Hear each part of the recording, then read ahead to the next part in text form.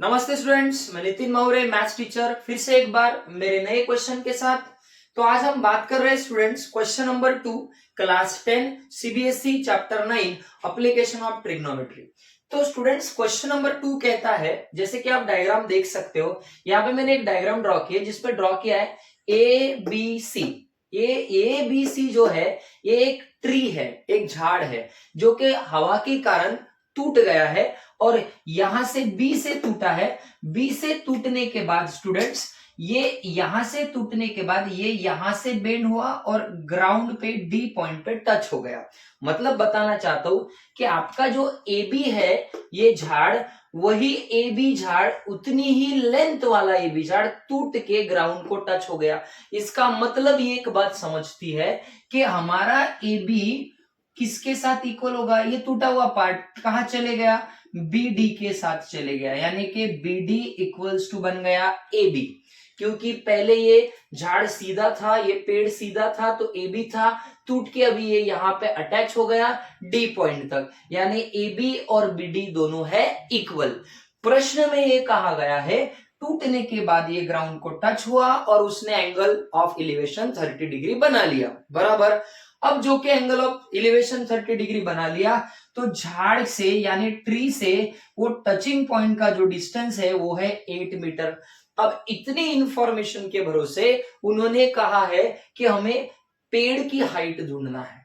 Okay, चलिए solve करते हैं। सिंपल तरीका, हमें ढूंढना क्या है, जैसे आप देख सकते हैं मैंने यहाँ पे लिखा है बीसी जो वाई और आप देख सकते हैं ए बी जो एक्स। अब ये एक्स तो मैं यहां अलग नहीं ढूंढ सकता, इसलिए मैं यहां ढूंढूंगा बीडी के फॉर्म में। अगर मुझे बीडी के फॉर्म में एक्स मिल गया तो एक्स प्लस वाई कर दूंगा तो मेरे पेड़ की यानी झाड़ की हाइट आ जाएगी, बरोबर। तो चलिए मेरे पास क्या है स्टूडेंट्स, 30 का अपोजिट वाई और 30 का एडजेसेंट 8, बराबर। तो मैं सॉल्व करने जा रहा हूं। नाउ इन अ ट्राइंगल, कौन सा triangle, B C D students, B C D, BCD नाम के ट्राइंगल में आप समझ सकते हैं कौन है, opposite of 30 and adjacent of 30, यानी tan 30 degree is equal to opposite upon adjacent.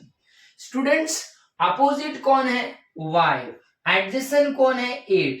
tan 30 का वैल्यू जब भी मैंने आपको पहले प्रॉब्लम में एक ट्राइंगल ड्रॉ करके बताया था, चलिए वापस से प्रयत्न करते हैं। 30 60 1 2 अंडर रूट 3, 30 का अपोजिट 1 एडजेसेंट अंडर रूट 3, यानी कि हमारे पास आ गया 1 अपॉन अंडर रूट 3, बराबर। चलिए इसकी मदद से सॉल्व करने का प्रयत्न करते हैं। अब y into under root three y, 8 1 8, further इसको सॉल्व करेंगे 8 अपॉन अंडर रूट 3 वाई।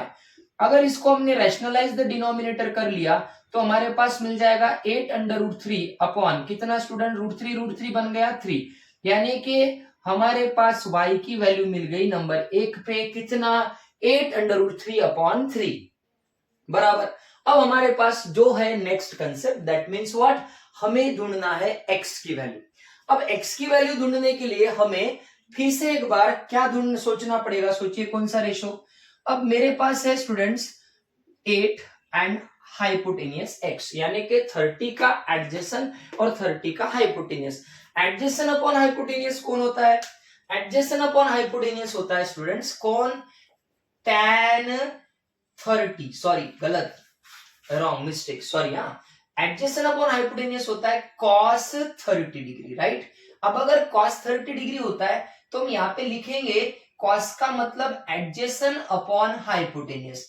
अब cos 30 के लिए वापस एक बार वही ट्राइंगल ड्रॉ करते हैं, 30 60 90 1 2 अंडर रूट 3, 30 का cos एडजेसेंट मतलब अंडर रूट 3 अपॉन 2, यानी अंडर रूट 3 अपॉन 2, एडजेसेंट कौन है 8 और हाइपोटेनियस कौन है x। अभी हमें इस प्रॉब्लम से, इस कंसेप्ट से हाइपोटेनियस मिलेगा यानी x मिलेगा, x under root three x, 8 2 16, फिर यहाँ पे x 16 अपॉन अंडर रूट 3। अगर हम उसी तरह से सॉल्व करें तो ये बन जाएगा 16 अंडर रूट 3 अपॉन 3, यानी कि आफ्टर रैशनलाइजिंग डिनोमिनेटर करने के बाद, बराबर। अब यहां पे हमें x और y की वैल्यू मिल गई, पर हमें चाहिए हाइट ऑफ ट्री। अब जो कि हमें हाइट ऑफ ट्री चाहिए तो सिंपल कंसेप्ट है, क्या करेंगे students, now height of tree is equal to x plus y. क्या है x की value 16 under root 3 upon 3, y की वैल्यू है 8 अंडर रूट 3 अपॉन 3। स्टूडेंट्स ये दोनों का डिनोमिनेटर सेम यानी 3।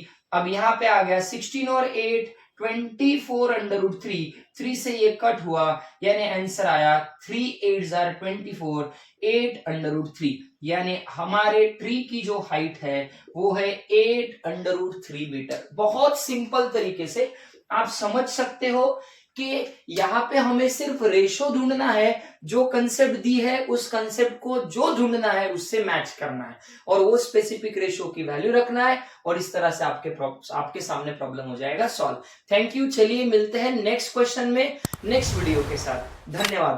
प्लीज शेयर कीजिए, लाइक कीजिए और सब्सक्राइब कीजिए। Thank you.